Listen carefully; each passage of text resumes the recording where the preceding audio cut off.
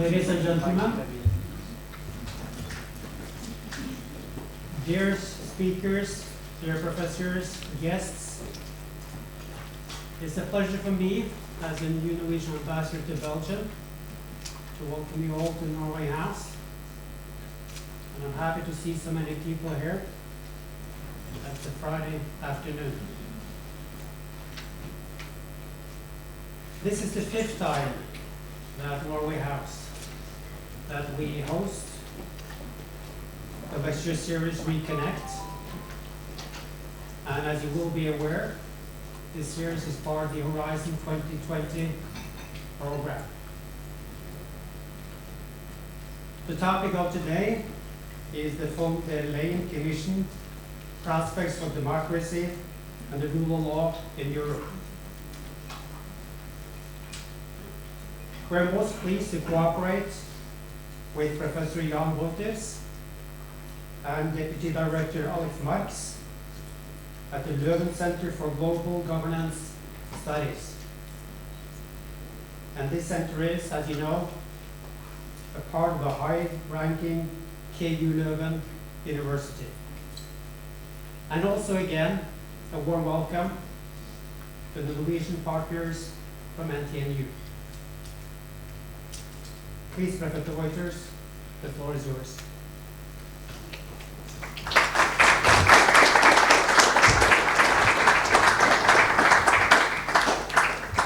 Thank you very, very much, Excellencies, I should say, ladies and gentlemen, dear colleagues and friends. Welcome also from my side to this high-level event, which we organize in the framework of our Horizon 2020 project, RECONNECT. And thanks again for the host, the Norway House, for kindly hosting and continuing this beautiful tradition of hospitality. The long summer break is finally over. Brussels-based institutions are back to work, and after her confirmation as Commission President-elect, Ursula von der Leyen took her time over the summer to propose a new Commission. And as we all know, this new Commission is not yet appointed. It still has to stand the so-called vote of consent in the European Parliament.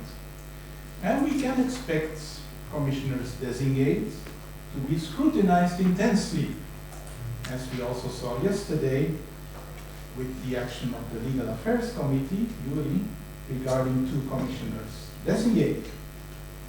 In the meantime, the proposal of Commission President-elect von der Leyen on who will join her team is already, and how that team will be organized, is already revealing potentially insightful information about the way how the Commission of 2019-2024 will be dealing and approaching Europe's future.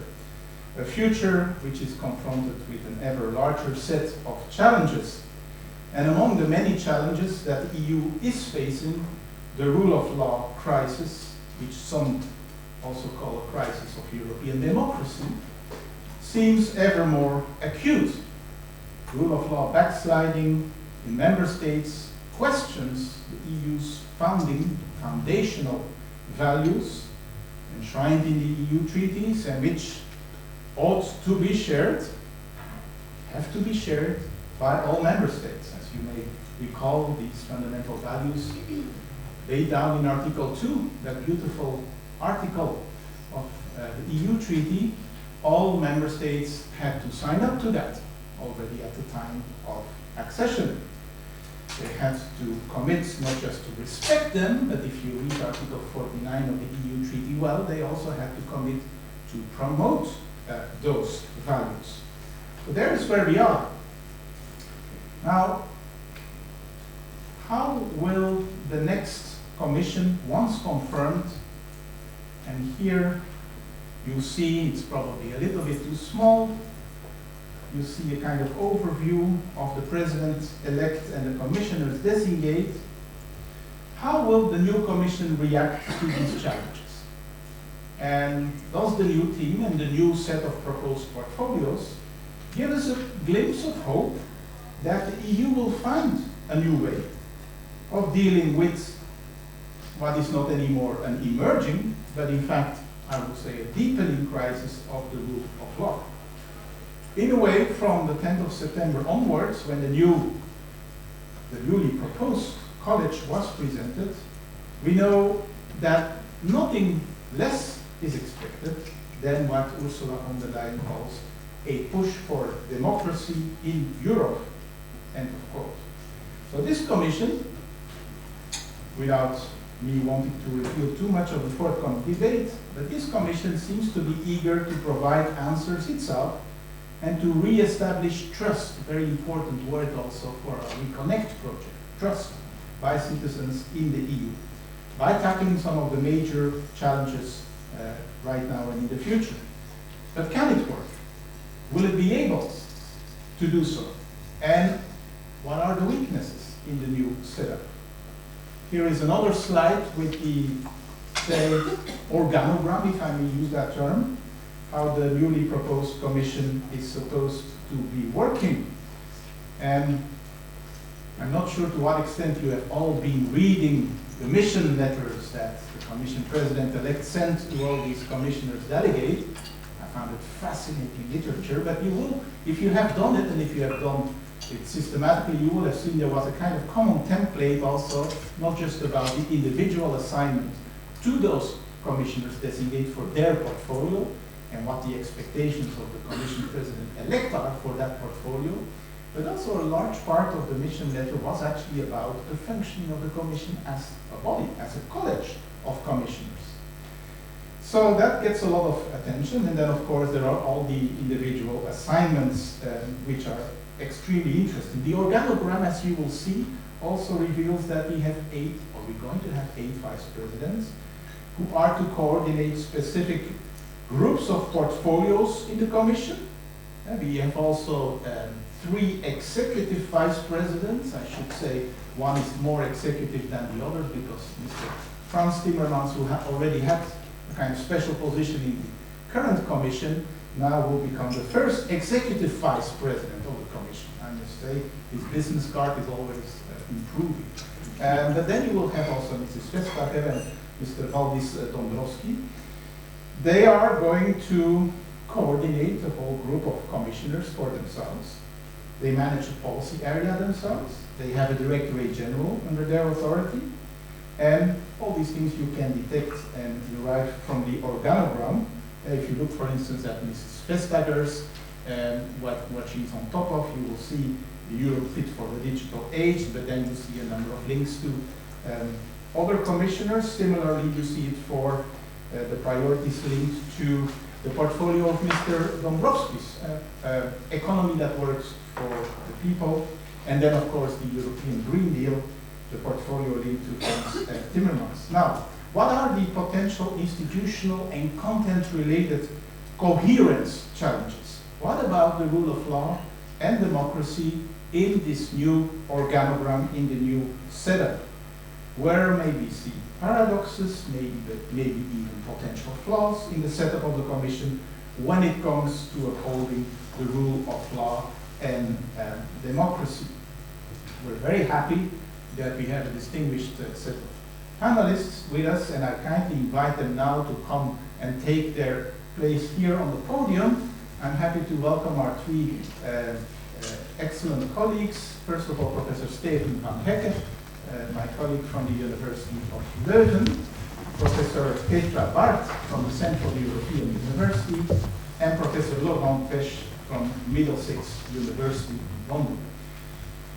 Just very quickly to indicate how we see the structure of this debate, this will be initial kind of remarks. There will be ample room for discussion and interaction with all of you.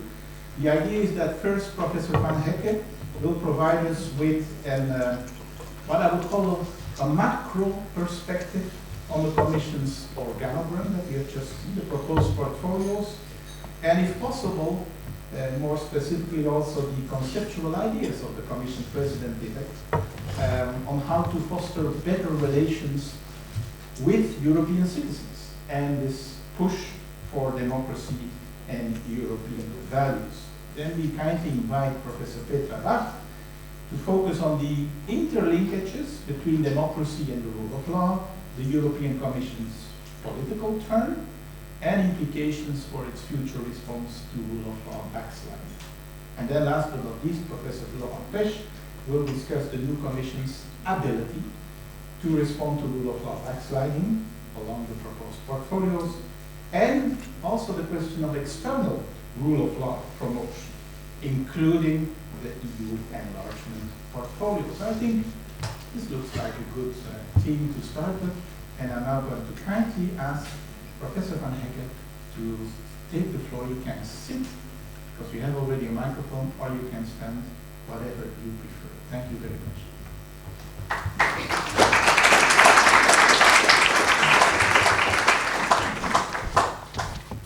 Thank you.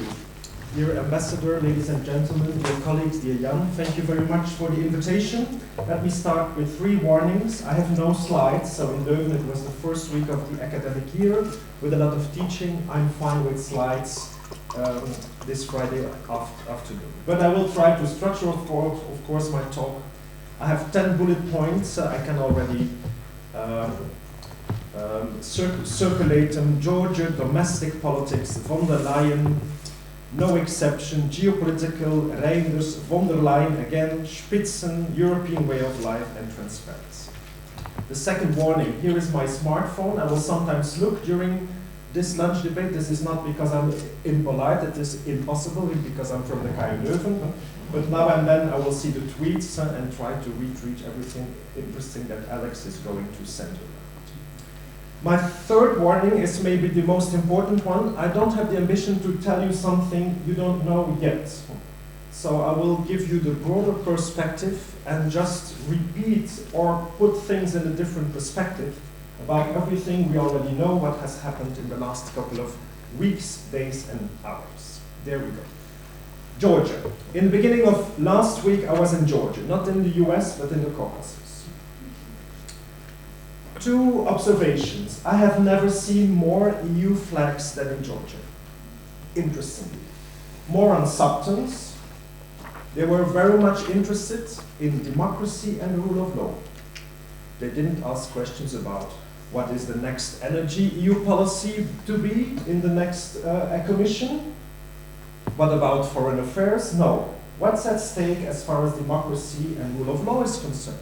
Even though we tend to be very critical about the EU in general and also its track record so far as democracy and rule of law is concerned, at least externally, in a country that has the aspiration to become a member, might never become one, let alone be a candidate soon, the EU is still seen as a beacon as far as democracy and rule of law is concerned. Interesting. Secondly, democracy and rule of law is not a new topic. It has been there for a long time, specifically in foreign affairs. The EU was there to sell democracy and rule of law, perhaps not to the rest of the world, but almost. We know also that this track record is not something we always want to be reminded. What I think is new is that democracy and rule of law is since a couple of years now a domestic topic. And if we continue this panel debate, we will talk about the EU probably, not about the Middle East. Perhaps a bit trade, because of course everything is linked, but this is, I think, really new.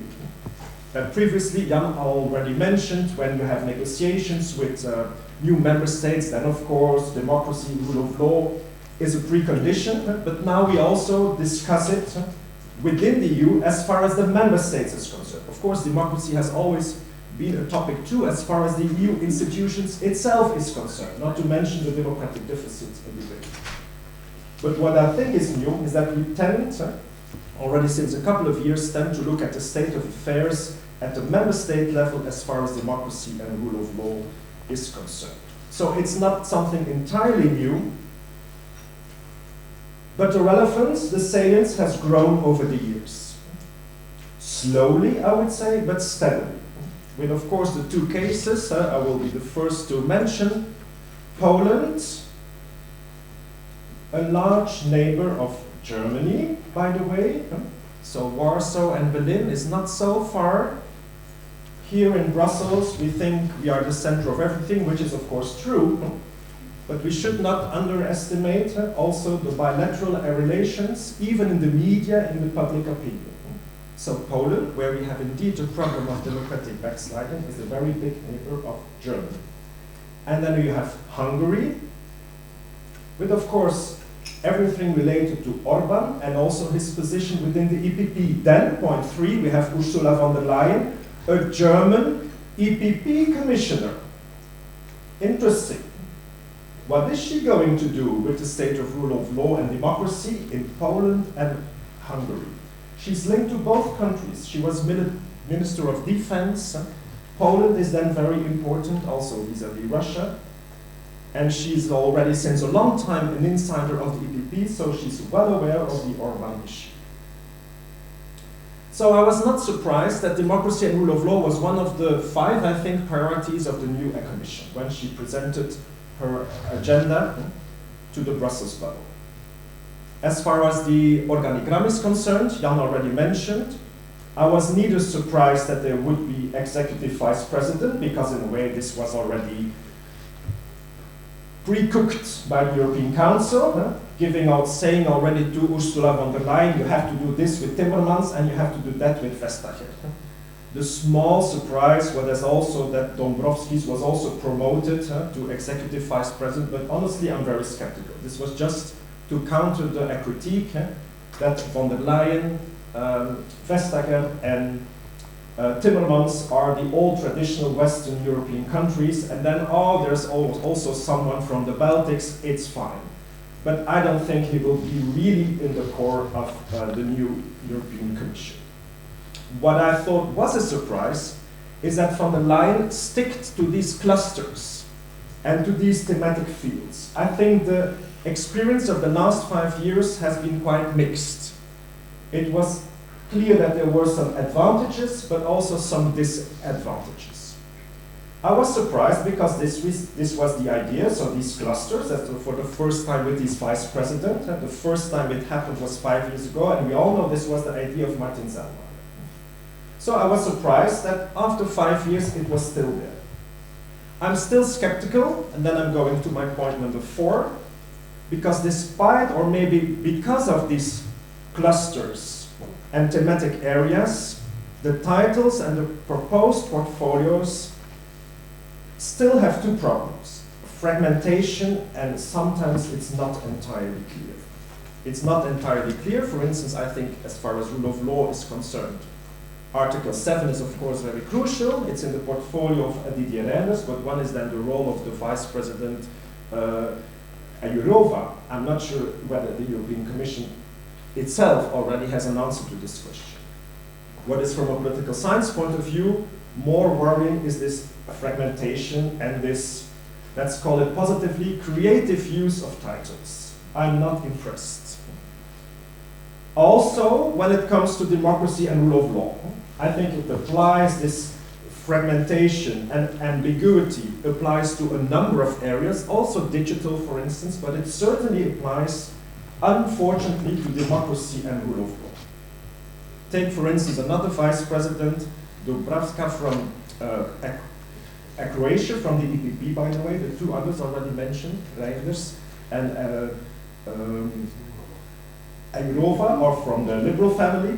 So, and Timmermans was from the Socialists, so it also changes from the Socialist family, the Article 7 and everything that comes with it, from the Socialists to the Liberals and to the EPP. Yeah? So, a vice president from Croatia without a commission. That's a bit strange, no? So it's like easy selling titles. I'm not impressed at all. This is point 5.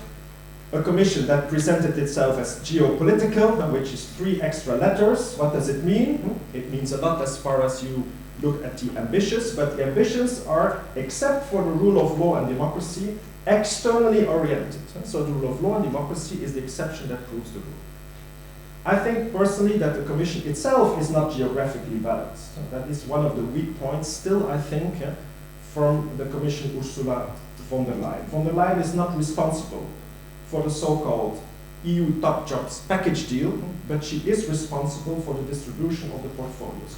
I expected a lot more balancing, given the fact that you have a Commission President, a European Council President, a European Parliament President, a High Representative, a new President of the ECB, and so on. 2 Executive Vice President, Timmermans and Vestager, all from the old member states, that you would compensate even more with strong portfolios for the East. This has not happened. The Commissioner, point 6 in charge for rule of law is Didier Reynders. I think he has 2 weak points, specifically because of the reason I just mentioned. He's from Western Europe. So it's very easy for Warsaw and Hungary, if he comes up with the dossiers of Article 7, oh, okay, this is the old Western European arrogance.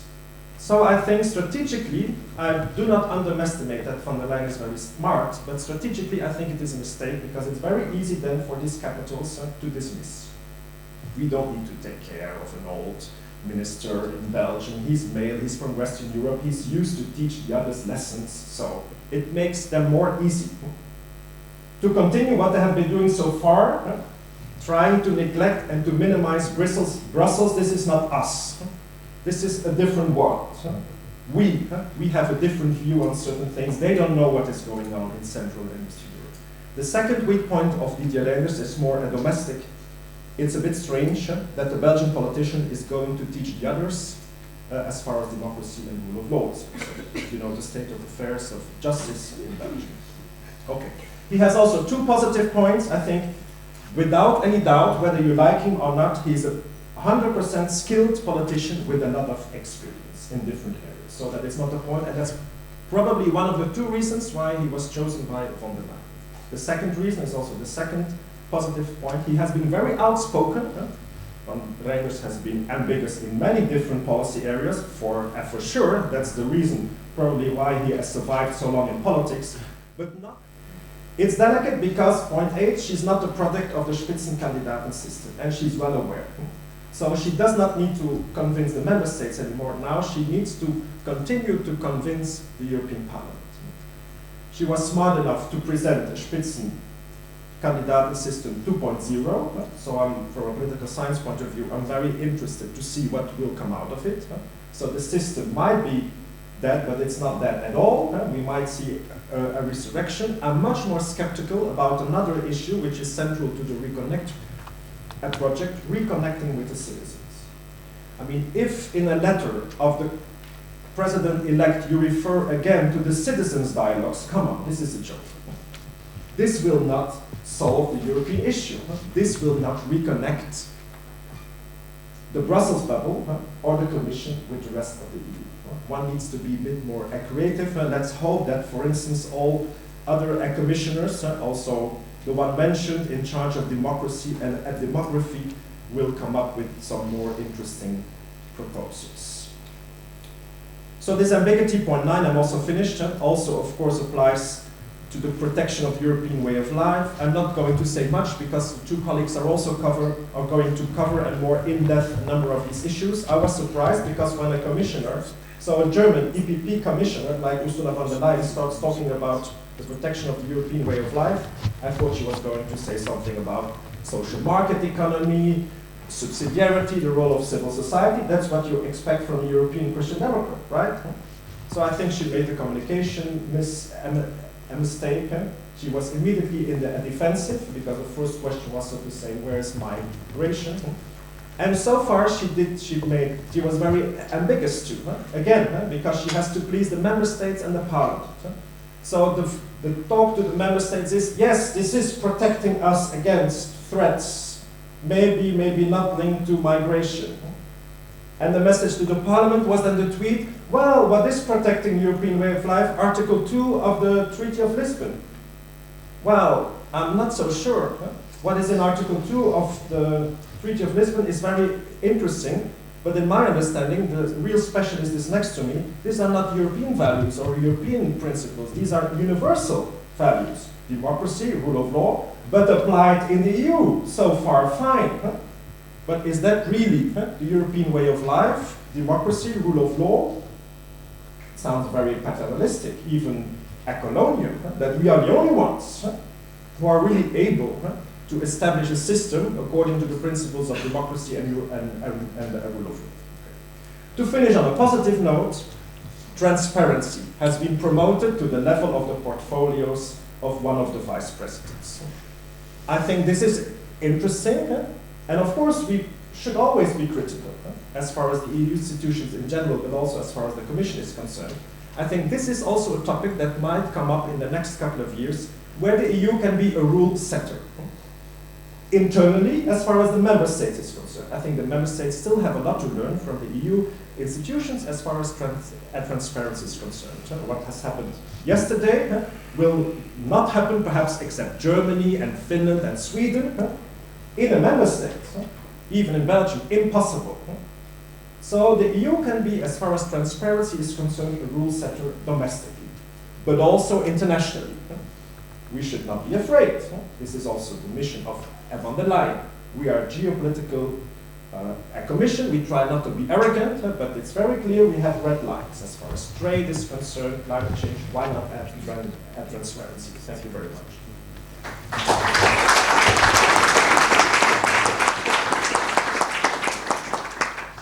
Thank you very, very much, Stephen. In fact, it was a great presentation. I didn't see you too much diverted into your tweets. But, not yet. That may come.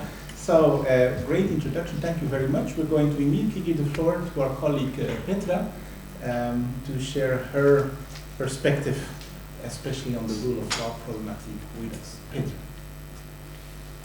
Excellencies, colleagues, friends, ladies and gentlemen, it's always a pleasure to be back at any of the RECONNECT events. So thank you very much for the invitation and for the opportunity to talk about the Leyen Commission and the rule of law. Now, Ursula von der Leyen declared the protection of the rule of law. She said it was one of her priorities. But after having been elected, and let me also emphasize what has already been said, elected with parties having a very problematic rule of law approach, she made a rather infamous statement.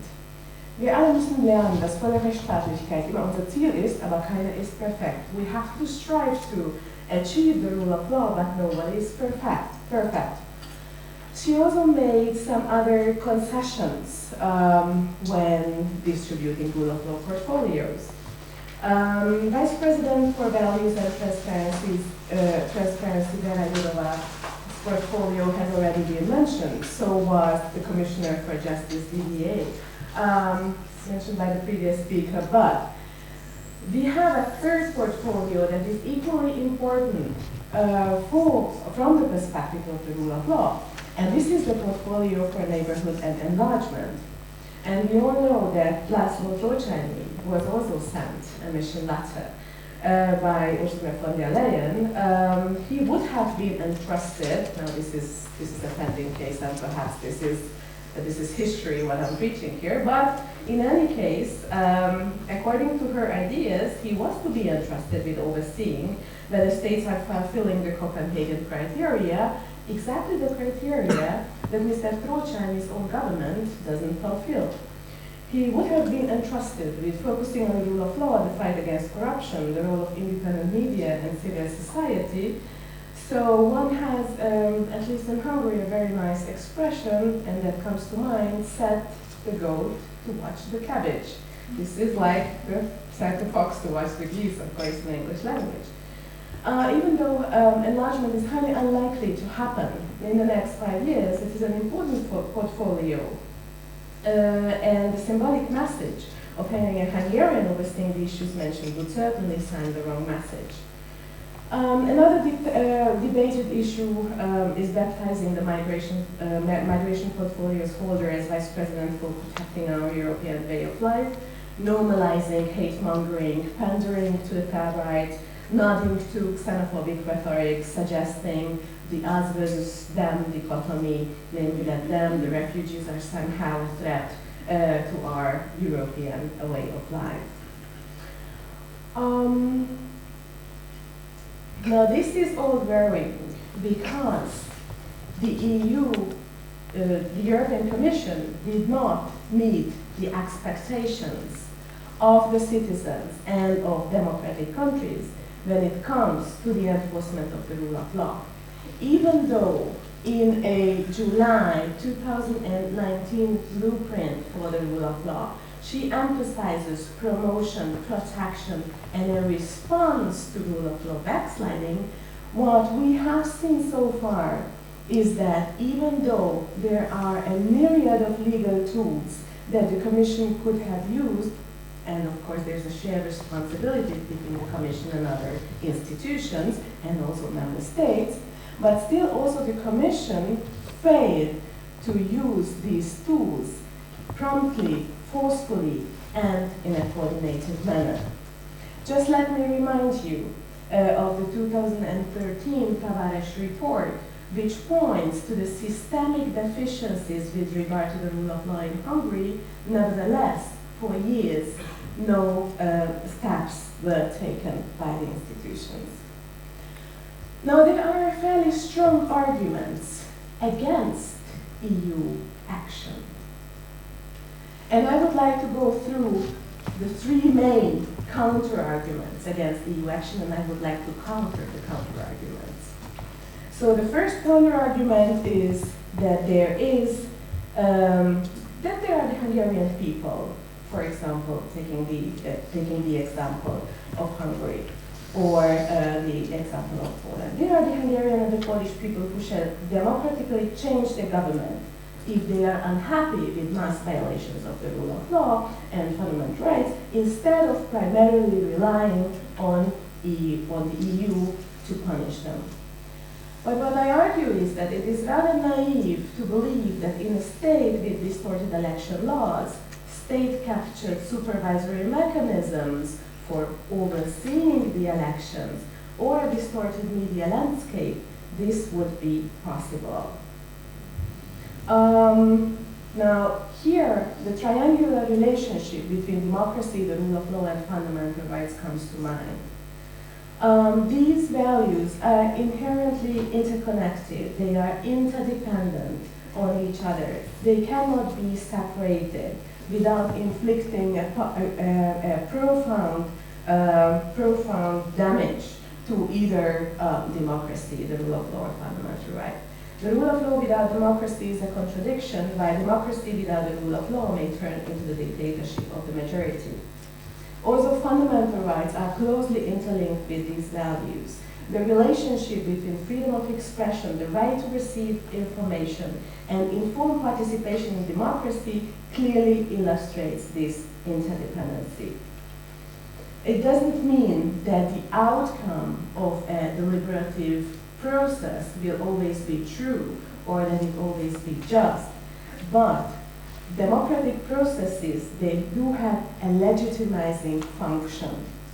And the source of its coercive power is less important than is more important than the outcome of the democratic process. Citizens should be persuaded by the force of the more reasonable and better justified argument, rather than by private interest, biases, prejudices. And as Habermas has claimed, the democratic procedure for the production of law evidently forms the only post-metaphysical source of legitimacy. Such procedures will never aim or result in general consensus, but instead they will lead to the result that is fair and reasonable and that can also be subjected to revision if new information and further deliberation warrants so. Now, in a society where there are no election laws that guarantee free and fair elections, or where there is no media pluralism, it is very difficult to talk about meaningful, participatory, and deliberative democracy. The next counter-argument is competence. The EU is allegedly lacking competence to interfere. Now, I do believe that rule of law backsliding in any of the member states is not a national matter. It's an EU matter. All citizens will be affected in one way or another. Not only citizens living in the country where there is a constitutional capture, but also all EU citizens across all member states, not least because if there are no free elections and fair elections to elect MEPs, then the whole decision-making process within the European Parliament will be jeopardized and delegitimized by these problematic member states. Also, there are a number of presumptions within EU law, such as mutual trust and mutual recognition. These are especially visible in asylum and criminal law.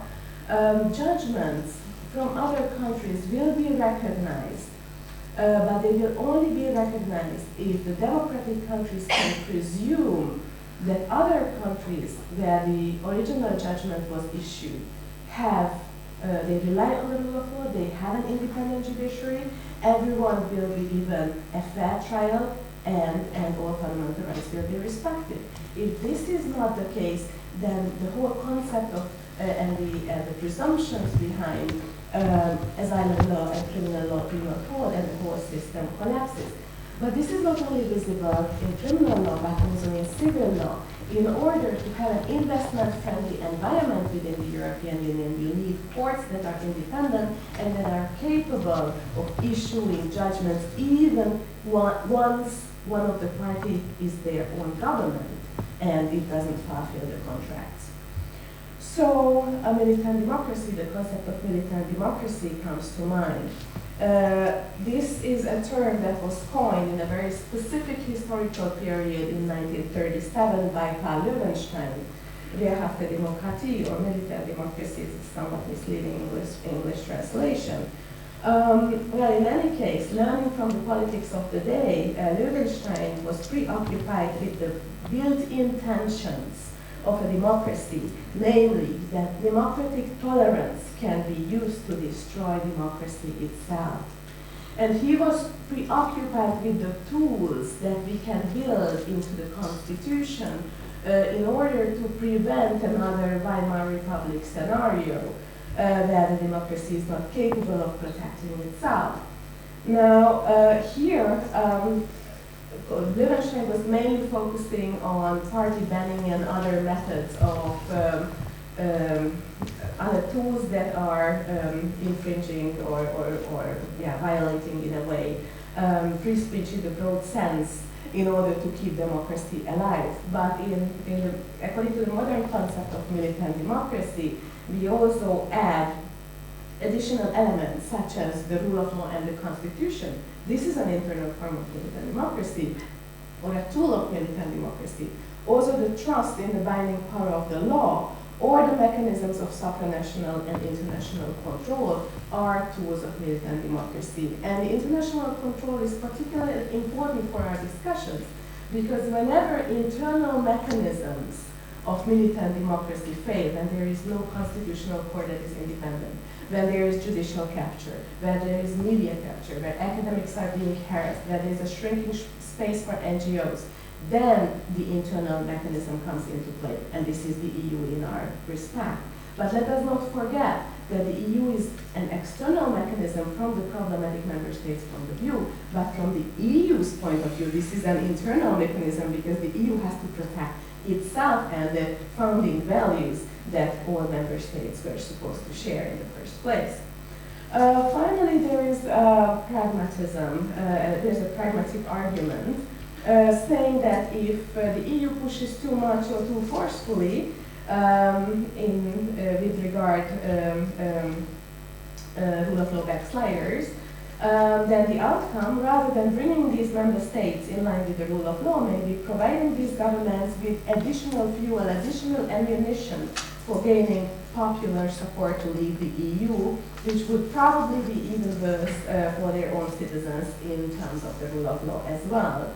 So this is what I call the Council of Europe argument. We know that the Council of Europe incorporates countries with very poor fundamental rights and rule of law records. However, the argument is that it's better to have them inside and outside, because then at least we will have some influence over them. So this is, of course, a matter of political balancing. What is the benefit of keeping them in greater than the harm that may come from dismantling EU values and the potential proliferation of rule of law backsliding to other states? Now, that should be the starting point with an emphasis on response when it comes to rule of law backsliding. And I would love to see the Commission to be very technocratic in this aspect and not political. So here the question what a political commission really means arises. Now, successive treaty amendments made the President of the Commission more accountable to the European Parliament, more powerful over individual commissioners, and better able to set the agenda. And this politicization of this process reached its peak in 2014 when the lead candidate convention came in offering voters a chance to endorse a prospective president by voting for his or her party family. Now, Jean-Claude Juncker won and claimed this as a mandate to create a political commission, but what did it really mean? Tighter list of priorities, more control over his fees, more control from the center, new vice presidents leading groups of commissioners, and greater willingness to apply political rather than merely technical, technocratic judgments. But perceived politicization did not do good for the rule of law agenda. It undermined action in this area. Now, since Ursula von der Leyen cannot point to a mandate from the European Parliament originally, she could have ditched the concept of political commission and subordinate herself to national leaders. But the evidence, the early evidence at least suggests that she has her own political agenda. More female commissioners with weighty portfolios given to women, giving the vice presidents greater powers. There is also a leftish flavor like the Green New Deal idea or trade transparency, and most importantly for our discussion, binding in those Eastern European states who feel they are unfairly treated. So is her step to give every member state, including Poland and Hungary, the portfolio they wished for, a step towards this political commission? Or is it just pure paying back because of her victory, which very much depended on the votes from the problematic member states? It is quite telling that von der Leyen defines this commission as a geopolitical one, as it has already been mentioned, and one that is guardian of multilateralism, avoiding the language of guardian of the treaties. We shall see how this translates into practice and how reconcilable it is with the July 2019 blueprint emphasizing enforcement, emphasizing response to rule of law backsliding in the member states by attaching legal consequences to constitutional fracture. But this is already the point where I hand over to Professor Pech.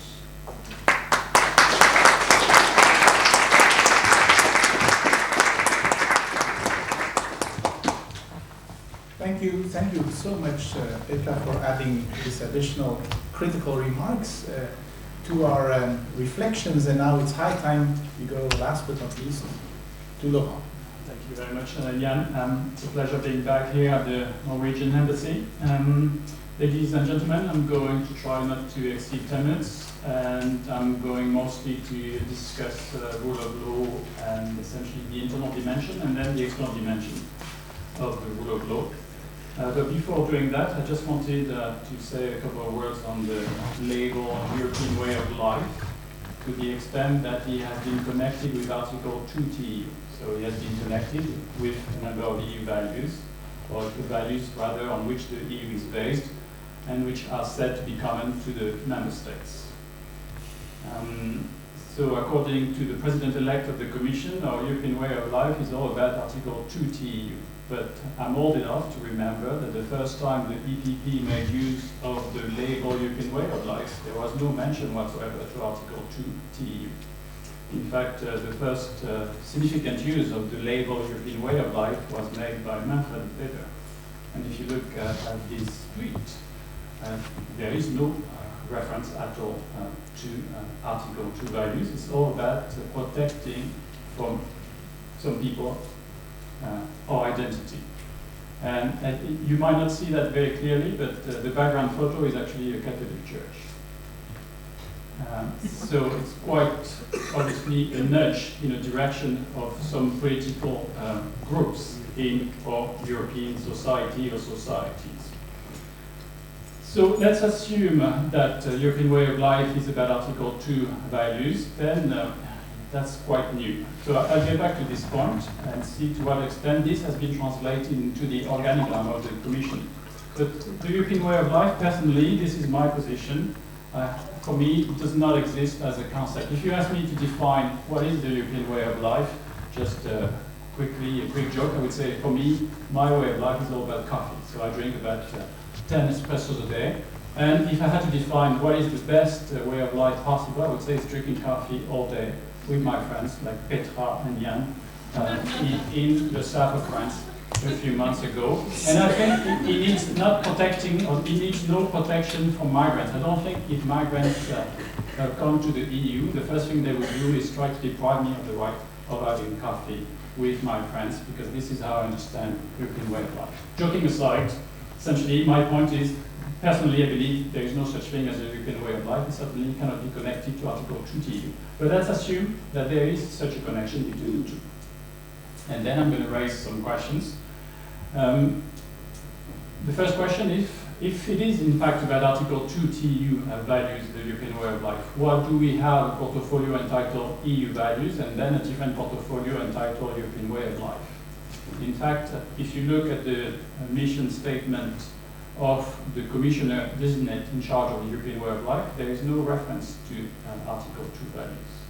If, however, you look at the mission statement of Eurova, it's all about essentially upholding, promoting Article 2 values. So there is a disconnect. We were told that European way of life is all about Article 2 TU, and then when it comes to allocating portfolios, we have Article 2 values allocated to Eurova, and then we have a different portfolio regarding European way of life. And then also I found quite difficult to understand why we have a separate portfolio entitled democracy and demography. So let's forget about whether there is in fact a link between democracy and demography, not my area of expertise. But democracy being part of Article 2 TU, it also makes possibly little conceptual sense to have extracted democracy from Article 2 TU and made it a distinctive portfolio. It's even stranger when you actually read the mission statement of the Commissioner designate in charge of democracy. There's actually almost nothing on democracy in the mission statement. If you look, however, at the mission statement of Eurova, there is quite a big chunk of it dedicated to improving compliance with democracy, except mostly from external threats, when I would argue and agree with Petra that most of the threats to democracy in the EU are not external in nature, but rather internal. And just to add to what Petra has said, if you want to understand how you can undermine democracy within a member state, I would say just read 3 reports from the OSCE regarding Hungary. You read the 2000 report, the 2014, and the 2018 report regarding Hungarian legislative elections. And it's quite striking the dramatic changes which have been made within 10 years. So much so that according to the OSCE, we haven't had a fair election in Hungary since 2014. The last time we had free and fair election in Hungary, according to the OSCE, was 2010 essentially. To be fair to the President-elect of the current Commission, Article 2 TU were connected to European way of life in the program she published in July. So possibly at this stage it could have made sense to argue that Article 2 values are connected to the European way of life. You may agree or disagree, it doesn't matter. But then a few weeks later what we have seen is a disconnect between Article 2 values and the European way of life.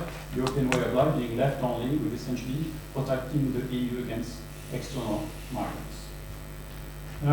Now I'm going to move on to the rule of law. Sorry for these, I said a few words, but when I get started, then sometimes I lose myself in my speech. Now I'm going to talk to you about, just say a few words about upholding the rule of law within the EU, and then I'm going to discuss very briefly upholding the rule of law in EU external relations law. What you're looking at here is essentially some key excerpts from the mission statements of Eurova and the mission statement of the Belgian Commissioner designate. from my point of view, I see nothing conceptually wrong or pragmatically wrong with having two commissioners essentially working on the same issues. If you look at the two mission statements together, the allocation of different tasks between the two of them is very logically done, I would argue. My reading is that essentially Eurova is expected to play more of a coordinating role, whereas the Justice Commissioner is supposed to play more of an enforcer role. So the day-to-day monitoring of rule of law situation in the EU is to be done by the Justice Commissioner under the supervision of the Vice President for Values and Transparency.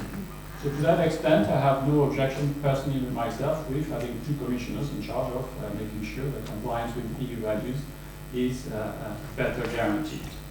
I do have some concerns, however, regarding the way the job of the Justice Commissioner is being described. Regarding the comprehensive European rule of law mechanism, my concern is not that this is a bad idea, but my more pragmatic concern, I could be too pessimistic. I'm not sure the Commission has the resources to actually both do this in a meaningful way and then have enough resources left to also enforce the law and go after rogue governments. I think my fear is that this is going to be used as a distraction to justify or possibly might end up distracting the Commission from actually initiating infringement actions when it should. So possibly this is a misplaced fear, but my view is that this rule of law mechanism in and of itself is not going to change anything about what we have described as democratic and rule of law backsliding, because what we're missing today is certainly not information about the situation in a number of countries. What we're missing is decisive leadership from each of the EU institutions. And when it comes to the Commission, what we need is, simply, I would say, do something about factual situations on the ground. We need more infringement actions, and we need to do this on a prompt basis. And this brings me to my second point. If you look at the second paragraph of the mission statement for the Commissioner for Justice, so there is the expectation to be using that the Commissioner is going to use the full toolbox. So that's great. But what does that mean in practical terms? I'm a bit concerned by the last sentence of this paragraph. And there is a reference, this is one sentence. At the last sentence, there is essentially, I'm not sure how to understand it, but there is a reference to last resort. So essentially, the default position seems to be dialogue, and we're only going to enforce the law as a measure of last resort, which, in my view, rightly or wrongly, means that possibly people have not drawn the right lessons from the past 10 years when it comes to the rule of law situation in Hungary and Poland. What we have learned, at least what I have learned, the key lesson I have learned from this, is that the more time you engage in the dialogue, the more time you give to the relevant national governments to change the facts on the ground, making essentially impossible then for the Commission to reverse the facts. Now, it hasn't worked in the case, for instance, of the Polish Supreme Court, which was essentially, the Polish government tried to essentially purge the Supreme Court, thanks to the prompt intervention of the Commission and the fact that the Commission asked for interim measures, which were granted by the Court of Justice. The Court of Justice was able essentially to reverse the situation from a factual point of view. All the changes which had been made were considered null and void, non-existent as a matter of law. So I don't quite understand why the new Commission would decide to view legal actions as measures of last resort. If we have learned anything, is that when you are undertaking a dialogue, you should immediately also launch legal actions.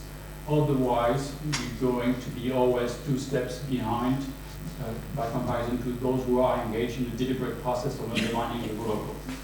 I would advise you, if I may, to read a recent letter from 3 presidents of 3 important European networks. The European Network for the National Council of the Judiciary and 2 European networks of European judges.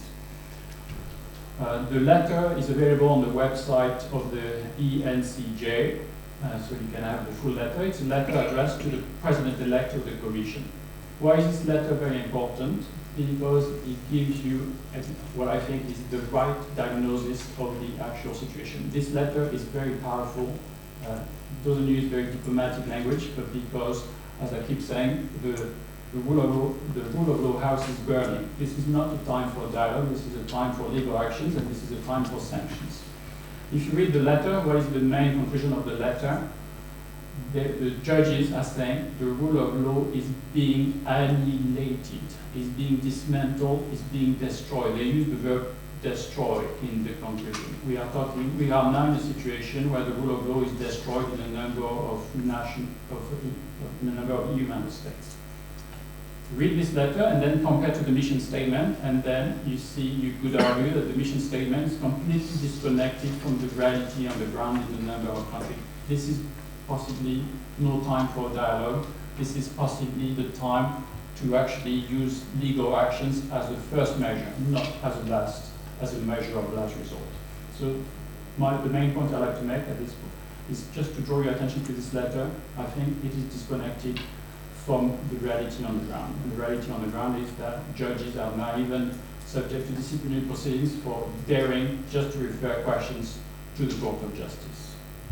So we are talking essentially about a direct, clear, and present danger to the functioning of the EU legal system. If nothing is done very quickly, by the end of the mandate of the next Commission, essentially, Article 267 TFEU, the preliminary ruling jurisdiction of the Court of Justice, may essentially no longer work in a number of EU member states due to ongoing disciplinary threats made against judges availing of this treaty provision.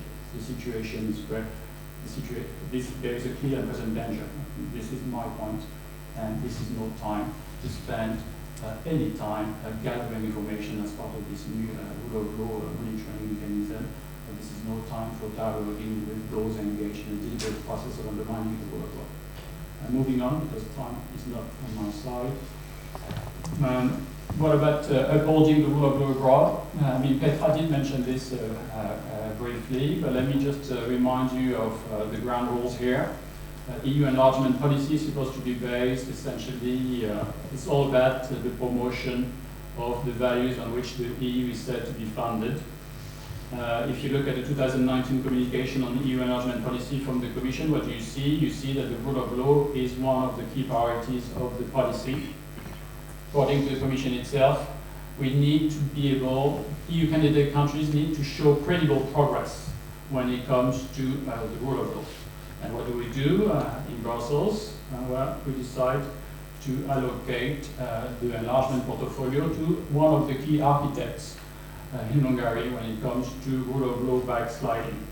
So while at the same time we're asking candidate countries to prove credible progress, my question to you is this not undermining the credibility of the EU when we are putting in charge, or at least we're trying to put in charge, someone who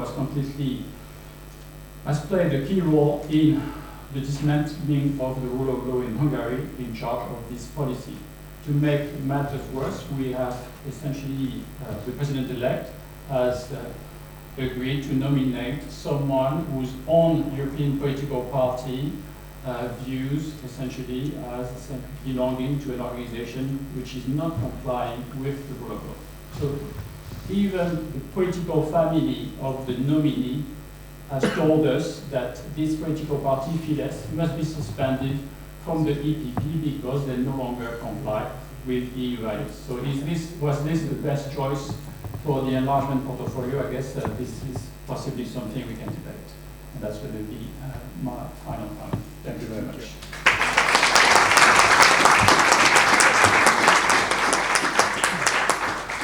Thank you very much. We had three excellent introductions.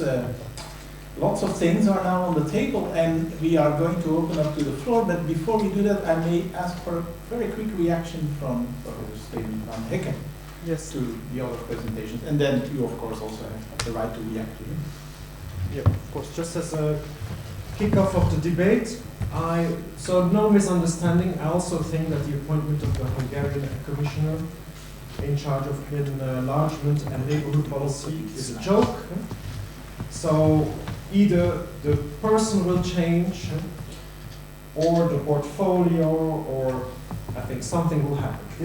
We all assume that Ursula von der Leyen is a smart politician, and she needs to present some trophies to the European Parliament. If she's smart, then she anticipates, right? Well, irrespective of the fact of the things that happened yesterday. So if she's smart, she anticipates, and she knows in advance what kind of trophies the parliaments want to have. I have no other explanation why indeed you would appoint a Hungarian from Fidesz the portfolio of enlargement and neighborhood policy. It's a totally wrong signal, etc. As far as the European Commission and its dialogue culture is concerned, I'm less critical.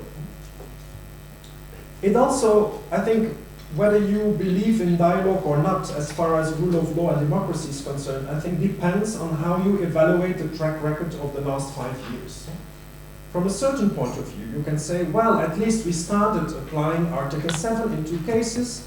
One was initiated by the Commission, the other by the Parliament, by the way, so the Commission didn't do much itself, either yet. So it also depends how you evaluate the last 5 years and what is the ultimate goal. I think the ultimate goal from a political science point of view is that your policy should be effective. I'm not really sure whether the policies as far as enforcement of rule of law and democracy is concerned the last 5 years have been effective. So then I'm asking myself, should we continue to go only through the legal way? Perhaps naming and shaming soft law can be more efficient. Let's try. Let's see. So I think it all depends on how you evaluate the last 5 years. And from a certain point of view, you can see, yeah, this is success. Finally, Orban, this and that. But did it really change something on the ground? I'm not sure. So I think Ursula von der Leyen will do both. She will go the legal way, but also the political way. And in a way, it's not a surprise because she's a politician. She's not a lawyer. She's not a judge. So I think the European Commission is indeed a political body and will try a political means. Not in a difficult, not in an easy position, indeed, because of the European People's Party. Also, as far as I understood, and the European People's Party is the political family, not to say I know best, but I know much less about the other political families. They didn't make up their mind yet. So they're also still in this ambiguity, which can also be seen as something positive or something negative. They haven't decided to keep Orban on board, but they neither have decided to kick him out. They postponed it at the decision basically now until after the EPP Congress in Zagreb. So again, one can see this as something positive, but also something negative. And I think this is also reflected in the position that Ursula von der Leyen currently takes. So I see in a way continuity. I didn't say it makes me happy, but I try to understand it. So I see a continuity because there's ambiguity everywhere. There's ambiguity within the EPP, there's ambiguity also in what she has presented so far as President-elect of the European Commission. Maybe a very quick reaction because I really want to open up to the floor. Very quick reaction is that in fact legal means have not been used for the last 5 years. In fact, it's quite new. My horizon is 2010 essentially, and then I look at what has been happening since 2010, especially regarding the situation in Hungary. Yeah. And we have had about essentially 8 years of political dialogue with no results whatsoever, worsening of the situation to the extent that now Hungary was described in the New York Times as the EU's first soft dictatorship a few months ago. It is now described as partly free in the Freedom House ranking. It is now described as a deconsolidated democracy in plenty of international indexes.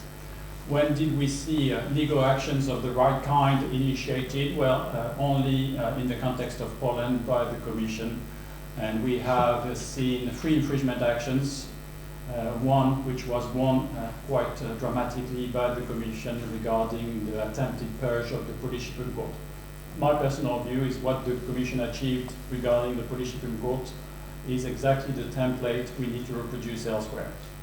So there is a successful template, but it has been used only once so far. So now I'm hoping, for instance, that the Commission will soon bring the infringement case before the Court of Justice regarding the Polish disciplinary regime for judges. What my point is essentially, we haven't tried enough the right kind of infringement actions, and we haven't brought them in the right legal framework. To that extent, you could argue it wasn't possible until a very important ruling of the Court of Justice in 2018 in the so-called Portuguese judge case. This has opened the legal horizon. So my point, what I'm saying, my criticism was essentially when I read the mission statement, was brought back to 2010, 2014, as if nothing had happened in the meantime, that we haven't learned a lesson that dialogue with governments engaged in rule of law backsliding does not bring any result. It just gives them more time to change the facts on the ground. Thank you. Now, we really open up the floor, and if you want to know more about this argument, you should click on our website. We had the keynote speech of President Leyen of the European Court of Justice in July of this year at our conference in Brussels. So there is a walking microphone called Alex, and he's going to bring the microphone to this lady. Yes, hello everybody. My name is Natasha Kazachkin. I work for Open Society Foundation's EU office. I must say I'm a bit disappointed that in the title of your conference, just like we saw in the new organigram, there's no mention of human rights or fundamental rights. I think this is, for me, this was the most striking when I saw the new commission. And we can say what we want about what happened in the last term, but that the charter was put up there, really 10 years after it was put at the level of the treaties, I find really appalling. And if you read Render's, actually the justice, the mission letter, I mean, this is a justice commissioner. I haven't seen procedural rights, I haven't seen judicial rights. I mean, and the only mention I saw of the charter was in Europa and saying she has to do an annual report on implementation of the charter. Now I have two questions on the infringements. Okay, it does say actually in London's you have to build on the jurisprudence, on rule of law, but the Commission has never said there was a rule of law problem in Hungary. And the infringements they started are on the Fundamental Rights Charter, on academic freedom, on the right to freedom of expression, freedom of association. What are they going to develop for that? And then the other big thing missing, I think, here is that equality is put completely separate. We don't have any more non-discrimination as part of any portfolio of values or of justice, which I find extremely worrying. And on the European way of life, just to remark, I'm afraid, Laurent, and the way I'm reading as a French person is, it's exactly the coffee outside coffee place that they were thinking about. They were thinking about the Bataclan, they were thinking about the attacks in Paris, they were thinking about all the debates around women not being able to be in a cafe anymore in some areas of the suburbs. I think that is precisely what was on their mind, and that we have, and that if we have absolutely no recognition of economic social rights, but also civil and political rights nowhere in the agenda of this commission, I don't see how any rule of law mechanisms or policy is going to come to place. And I would like to hear you on this and how we could make sure and enforce that. And the very last question is relating to the enlargement portfolio. I mean, you mentioned, Roberta, this that somehow we'll have to come to a change of portfolio, I would say, because we all agree that any Hungarian minister now will be ill-suited completely for this job. So what could we think of, just as we had seen with Nahachik, there was some changes made at the time. What do you foresee as a possible way out of this conundrum? Thank you. Thank you very much. And next time we invite you for a panel because you have such a great intervention, so we will keep your name on the list. There is another distinguished colleague who was for a long time in Washington, D.C., but now back on the Brussels scene. Jeffrey Harris, I'm a former official of the Parliament. Since you mentioned Washington, and the first time I heard professionally, I would say, of the phrase European way of life, I heard it and I felt obliged to react, but I didn't for a reason I'll now explain. I had just arrived in Washington where I was helping to build relations with the US Congress, by definition an impossible task. But anyway, I went along to one of the think tanks in Washington, a bit like this, and there'd just been a court case in the Supreme Court which seemed to give a solid basis for the continuation of Obamacare. And somebody made us think, well, you know, this court case is deplorable, this is pushing us towards a European way of life. I was about to stand up and ask a question when I noticed all the webcams. I thought maybe on my first day in Washington I should be a little bit more restrained. I think there's no doubt that, bluntly, this was a crude, inefficient and ridiculous form of dog whistle politics, which is maybe not translated to Belgium. You blow the whistle, everybody follows you. You don't actually say, I hate immigrants. You say something vaguely connected to the public mind with such issues. So, a very precise question. What is the role of the Vice President High Representative in the Van der Leyen Commission? I notice you haven't mentioned it. The previous question referred to the human rights policy, by definition, as external and internal dimensions. Whatever one says about previous High Representatives, it has been one of the achievements of the Ashton era. To some extent, I'm not really sure, there was nothing low-key in that era. But no, it has been pointed out to me that the way Borrell that was meant to function in these clusters of various vice presidents, this sort of thing, is not very clear. He is a vice president. Do you see from the letters and the statements made any clue of how he's going to fit in? Because when it comes to neighborhood policy, I think that includes Ukraine, Syria, the Balkans. Normally, from the real politics of those regions, is the High Representative that takes the lead. Just very briefly, Laurent drew attention to the tweet from Mr. Weber. I think, I mean, I'm not a Weber supporter, but I mean, I think he has reason to feel sore, because quite frankly, it's not clear why they didn't just nominate him. If they got a majority in the parliament, he could have proceeded. If he didn't, then they could have turned to Mr. Timmermans. Because in reality, you got Mrs. van der Leyen, apparently a non-Weber, but continuing with his basic idea of identity politics, and that when he launched his campaign, that was what he said the election talk about. The other thing, maybe more sympathetic for van der Leyen, keeping the EU show on the road, forget about Brexit for 5 minutes, is keeping East and West Europe together, maybe giving more substantial role to commissioners from the Eastern region would be helpful, but that problem isn't going to go away.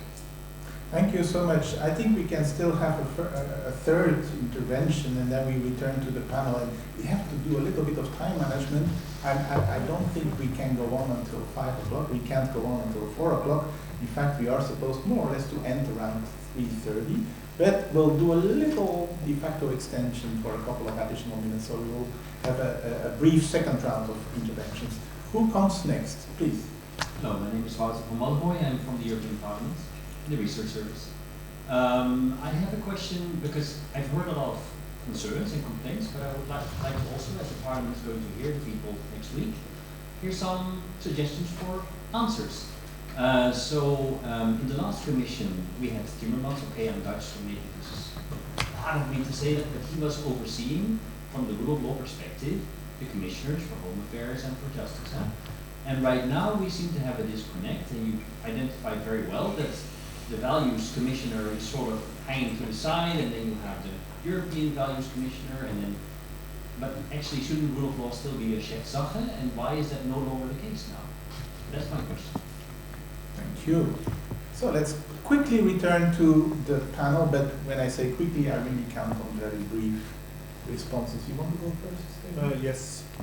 Very briefly, first the last question, I agree. I think if it's really a top priority, then it should be more in the portfolio of the Vice President and less in the one of Didier Reynders. I also think it's a bit strange to have a chef with only one sous as chef. This is what we call a Mexican army, right? Yeah. So I'm not really convinced, even if you make the distinction between a coordinator, supervisor on the one hand, and an enforcer and a day-to-day politician on the other hand. I mean, I would never call myself a coordinator if I only have to coordinate one person, which means you have to coordinate yourself with this one person. So this doesn't make much sense. Then on the Hungarian commissioner, very briefly, I think it also depends on the number of other topics that will arise, because Ursula von der Leyen, if she's smart, and we assume she is smart, she will wait until the very end. She dropped Zellmeyer, remember, the day before she went for the vote to the parliament. So I think she will do a concessions to the parliament, but first, of course, she has to see what happens in all the hearings. And then, of course, you can change. If there's also a problem in another committee, then you can perhaps swap portfolios and keep the people.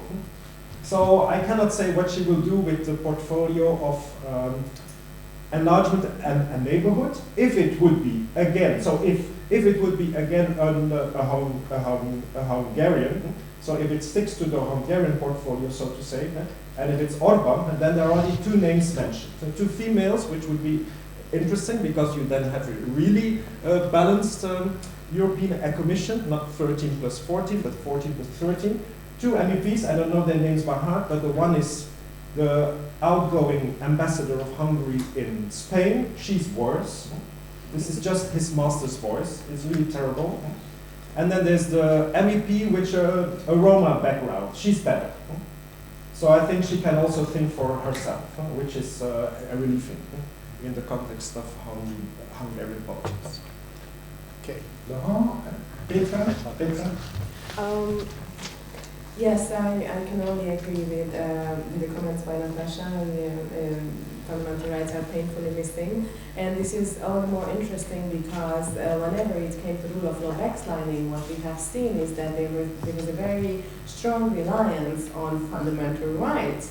So it was vice versa. I had the impression that the Court of Justice is relying on the Charter of Fundamental Rights also as instances where it should have regarded the issue from the rule of law perspective, but because there was black letter law, namely the Charter of Fundamental Rights, they made it easier for themselves, like in relation to fair trial rights, which you were also missing, and this is also a very justified criticism. They relied on the right on effective judicial remedy, which incorporates judicial independence instead of going for judicial independence, and then lists the fundamental rights that can be derived therefrom. So I only share your criticism. Walter, the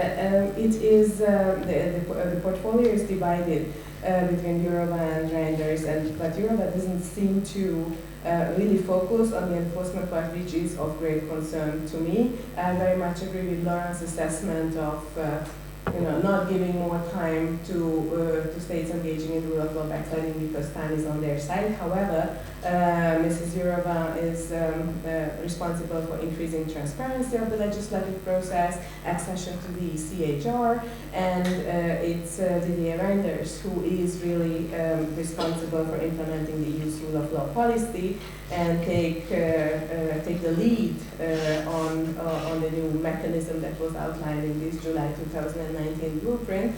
And what is also a little bit of a concern to me that Mr. Reinders is one of those otherwise distinguished politicians who is very much in favor of more dialogue. So I'm not sure whether this mission letter really translates in bringing more and more infringement cases. And if I may just make a last comment, we are in such a dear state that because the Commission did not initiate infringement proceedings against Hungary because of the lack of judicial independence, that now in a preliminary reference, a Hungarian judge is asking the Court of Justice in desperation whether he is independent enough himself to pass a judgment in a criminal case because he's fairly sure that such a judgment would not be recognized by a foreign court in a democratic EU member state because he knows that he is subjective to the President of the National Council of the Judiciary who has full and arbitrary powers over him. So this is where we are. So I very much would emphasize the enforcement, the response part.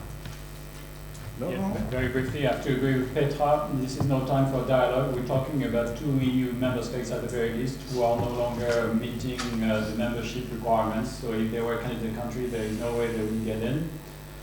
We are talking about a situation which is unbelievable to the extent that I don't have time, but we have now concrete examples of national judges being punished for the content of their judicial decisions. So it's like being under the Soviet Union. We have examples where judges are subject, it's just incredible. I can give you an example. a real example, which is so bad, people don't believe me when I actually point this out. I'm not going to name the country, but you will be able to guess it. So imagine this situation. You have the Minister of Justice involved as a private litigant in a civil suit about medical negligence involving a family member. Unhappy with the outcome of the ruling, in his capacity as Minister of Justice, disciplinary proceedings were issued against the judge in this personal medical negligence trial. EU member state, 21st century. And we are still waiting for decisive action on this. I mean, there is a pending infringement action initiated by the Commission.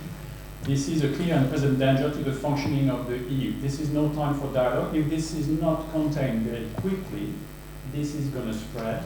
And essentially, perhaps for the non-lawyers among us, according to the Court of Justice itself, essentially the EU is based on two pillars, one of which is the preliminary ruling jurisdiction of the Court of Justice. If you remove this, that's essentially about half of the case law of the Court of Justice, which disappears. And an additional problem of technical nature, the jurisdiction of the Court of Justice is much wider in infringement actions, but if the Commission is spending too much time working on this new mechanism and engaging in dialogue processes, how much of its limited resources are going to be left to really do to engage in this tight enforcement of EU law, which is a bit of a contradiction. If you look at the mission letter, and you are right, Natasha, good legal eyes, you have something about using enforcement as a last resort, and then the following paragraph tells you we have to go for a tight enforcement. But what does that mean in concrete terms? I simply don't know. I have more questions than answers at this stage, but I do have concerns based on the rather open-ended nature of the commitments I have found in the mission letters. So I have to say I'm quite worried about what I've seen so far. I've seen a number of what I would identify as red flags when it comes to enforcing the values laid down in Article 2 TEU, and I also share your concern about essentially the lack of visibility regarding human rights. I was going to mention it, but I forgot because I didn't write it down. But it struck me as well that we are celebrating the 10th anniversary of the EU Charter. You read the mission statements, it is as if this key cardinal document of the EU legal order does not exist. I mean, it's barely visible. Don't get me wrong, I'm a big rule of law guy, so I'm quite happy to see the rule of law mentioned everywhere. But let's not forget that the right to a fair trial is one of the rights mentioned in the EU Charter of Fundamental Rights. So obviously, with democracy, they all go together. They are all mutually reinforcing. So at this stage, I can but only express a number of concerns based on what I've said about the mission statements. I'm looking around to see if there is still somebody with a burning question which you absolutely would like to put to our panelists. I see somebody who has that burning question, so please go ahead. We cannot take much more than 2 other questions, so you and then maybe somebody on the other side of the room. Yes. My name is Sanya, who just finished Master of European Politics and Policies at Leuven. So I'm coming from Montenegro, so my question is related to the enlargement portfolio of the European Commission. Just a quick one. What are the chances of completely scrapping the portfolio, merging it, giving it to some other commissioner, and then giving Hungary a completely unrelated portfolio? Okay, thank you very much. And there was another, Alex here to the other side. Thank you. I'm Petra, I'm a law student, and I also have a quick question maybe, because we heard a lot about the infringement proceedings, and the question would just be whether these are really the appropriate instruments since they are so specific and not really talking about the systemic problem, and what you think about other tools, maybe like this conditionality idea that is now out there. Thank you. There is nobody who feels left out in the cold. Eh? The last burning question, no? Then we return to the panel. Who goes first? The first question was the political nature. So Yeah, it's true. Okay. Sanya, thank you very much for this question. I don't think the enlargement and neighborhood policy portfolio will disappear. Hopefully not. So I hope there will be less creative titles and more real policy substance. And at least enlargement and neighborhood policy is of real substance. This is the task of the European Commission, to do something about it. there is never a minister at the national level in charge of enlargement and neighborhood policy. So at least we should have a commissioner in a charge of these two topics. I'm, by the way, not so much at ease with what von der Leyen has written in her statement, because it's not very promising. There is no timetable, just a couple of vague terms like we need to deepen and we need to widen and we should do this and should that. So it was not even mentioned in her speech in the European Parliament. So it's clearly not a top priority, to say it very elegant, for this Commission. So no new member states before 2025, and to be sure, also neighborhood policy question mark. But it will all depend, as I said, on the bigger puzzle. It might stay in Hungary, so to say, but then with someone else, or it might go to another country, and then de facto also with another person in charge of this important, but so far more or less a neglected portfolio in enlargement and neighborhood policy, unfortunately. Yes, well, I would like to return to the legal question. Yes, I would like to quote the literature here, and especially the work by Dan Kellerman, who is arguing that the EU plays a crucial role in upholding autocracies, or plays autocracies in the European Union, first of all by having the free movement of persons, which is something not to be abolished, so don't misunderstand me, this is not what I'm propagating. But still, the people who could resist, they are free to leave still the country, respective countries. Second, there is the political shield, and here reference has already been made to the European People's Party shielding the Fidesz government. So no wonder that first an Article 7 procedure has been started against Poland, even though the rule of law route began after, long after it had begun in Hungary. And also financially, they are protecting and supporting these countries, which is absurd that autocracies are built in the heart of Europe out of EU money. So I very much welcome a clear reference in the mission letters to make use of financial, perhaps not call them sanctions, but consequences of not respecting the values that the EU and the member states were supposed to share. When it comes to other legal avenues, Article 7 seems to be a clear candidate, but Article 7 is very burdensome. We have seen that in secondary laws, consequences attached to Article 7 only if the procedure came to an end, and typically only if the sanctioning prong of Article 7 has been invoked, which we are at the beginning of the process, and it's just Article 7.1, which is really just a way to open negotiations. Really, we call it a nuclear bomb, or some in the literature call it a nuclear bomb, but really Article 7.1 is just opening up the negotiations with the problematic member states. So we are not even getting close to attaching any legal consequences to Article 7. So what we are left with is basically infringement procedures, and history has shown that this was the only, as Laurent rightly mentioned, with regard to the Polish case, this was the only procedure that was prompt enough, that was accelerated, that it was an interim measure, and that had a direct consequence on stopping the dismantling of judicial independence. And let me also add an additional factor. The case was construed rightly as a rule of law case, not like as a fundamental rights, age discrimination, equality case with regard to the Hungarian judiciary, where the Commission made a mistake to construe the case as a age discrimination mistake of the forcefully early retired judges, because then the consequence was they got the compensation and the case was mute, whereas it is obviously a rule of law, a generic systemic judicial independence issue. Yeah, very, very fit because, yeah. So, I mean, I would say just, I'm not going to add to, I'm not going to repeat what Petra said, of course. Just let me add, in fact, what I view as the way forward.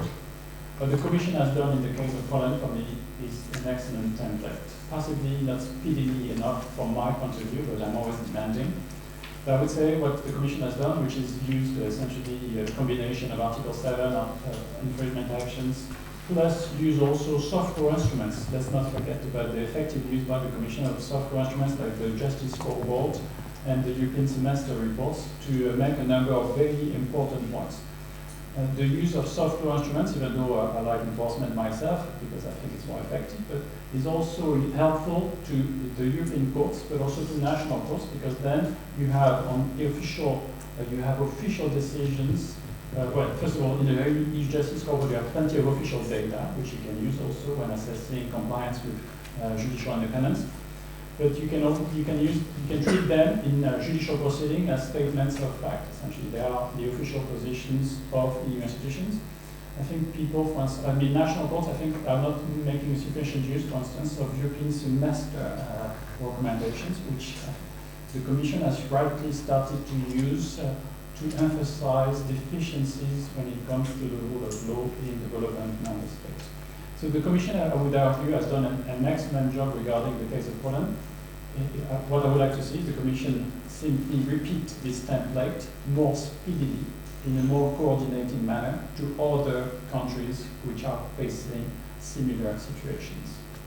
Thank you very much, and we're going to have to end here. It's probably not what you call the most operational general conclusions that we can formulate, but I would like, first of all, to thank all of you for your participation, our distinguished panelists for their great interaction with us, our host for the great hospitality. I would also recommend to you to grab still a sandwich, because there's still a couple of them, and the papers and the materials that are available, including our first policy brief under the RECONNECT project. Please also subscribe to our mailing list, and can I ask you to stay engaged, because this is exactly what we need with our project. We're still not yet fully midway, but it's making progress, and we really want to continue doing events, engaging with all of you, and more than ever I'm convinced also after this session that it's really vital for us all that we have a vibrant civil society and engaged academia to follow up critically all these new very important developments at the European and the national level. Thank you so much and have a great day.